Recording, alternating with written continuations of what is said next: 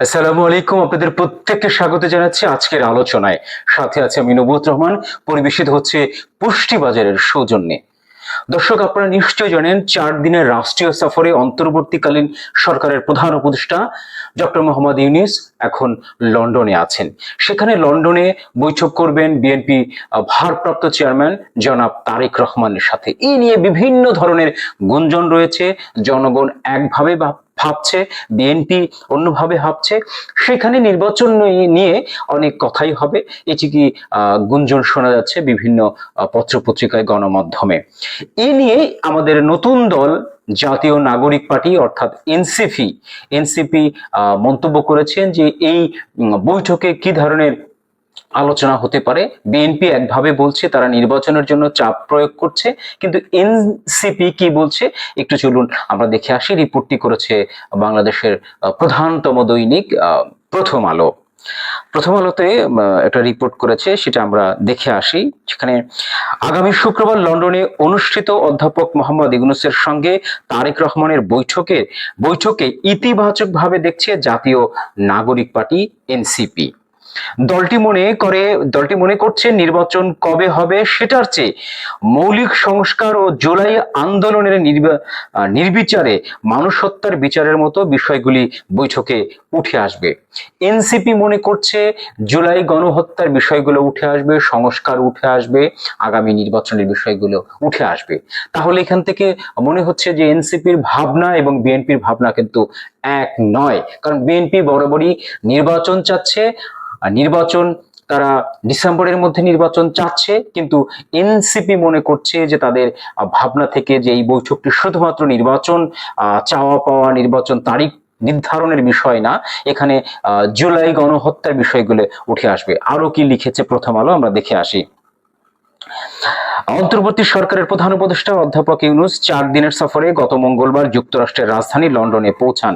ভোটের সময়সীমা নির্ধারণ নিয়ে চলমান বিতর্কের মধ্যে এই বৈঠককে রাজনৈতিক অঙ্গনে গুরুত্বের সঙ্গে দেখা হচ্ছে। এই বৈঠকে ফলপ্রসূ হলে নির্বাচনের সম্ভাব্য সময়, গুরুত্বপূর্ণ সংস্কার, জুলাই সনদ সহ বিভিন্ন বিষয়ে সরকার ও বিএনপির দূরত্ব বা মতবিরোধ কমে আসতে পারে বলে ধারণা করা হচ্ছে। আমরাও সেটাই মনে করছি যে এই বৈঠকটি অনেক বেশি গুরুত্বপূর্ণ, অনেক বেশি ফলপ্রসূ হবে বলে আমরা আশা করছি বা মন্তব্য করছি। এই বৈঠকের বিষয়ে এনসিপির গুরুত্বপূর্ণ 3 জন নেতার সঙ্গে গতকাল বুধবার এক প্রতিবেদকের কথা হয়। তারা মনে করে বৈঠকে মৌলিক ও গুরুত্বপূর্ণ সংস্কার, আওয়ামী লীগের নেতাদের অপরাধের বিচার এবং জুলাই সনদের বিষয়ে প্রাধান্য পাবে। এই বৈঠকে ফলপ্রসূ না হলে দেশে রাজনৈতিক সংকট বাড়তে পারে বলেও মনে করেন জুলাই গণ অভ্যুত্থানের নেতৃত্বদানকারী ছাত্র নেতাদের দল এনসিপি। দলটির একজন শীর্ষ নেতা নাম প্রকাশ না করার শর্তে প্রথম আলোকে বলেছেন, বিএনপি যদি সংস্কার ও বিচারের প্রশ্নে ইতিবাচক অবস্থা না নেয় তাহলে বিভিন্ন রাজনৈতিক দল ও জনগণ আবার রাস্তায় নামতে পারে। কারণ জুলাই গণ অভ্যুত্থানের শুধু ভোটের জন্য মানুষ জীবন দেয়নি, মানুষ রাষ্ট্র কাঠামোর বদলের জন্য জীবন দিয়েছিল।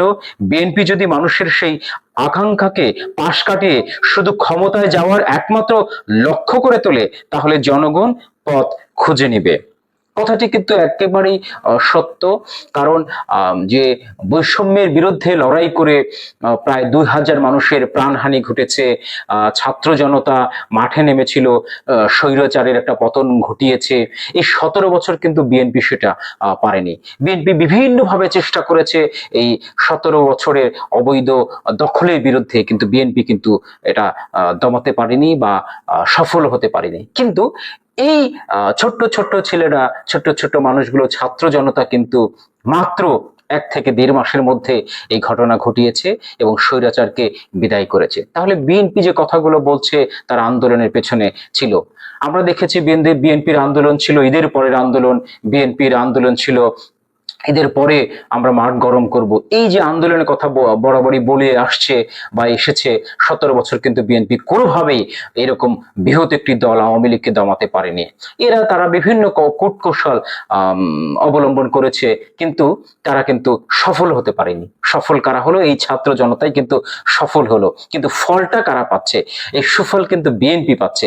বিএনপির মনে রাখতে হবে, তাদের এই আন্দোলনের ফসল কিন্তু এই গণ অভ্যুত্থান না, গণ অভ্যুত্থান কিন্তু ছাত্র জনতার ফসল। মনে রাখতে হবে দর্শক। ভালো থাকবেন, দেখা হবে আগামী কোনো আয়োজনে, আগামী কোনো নতুন পর্বে।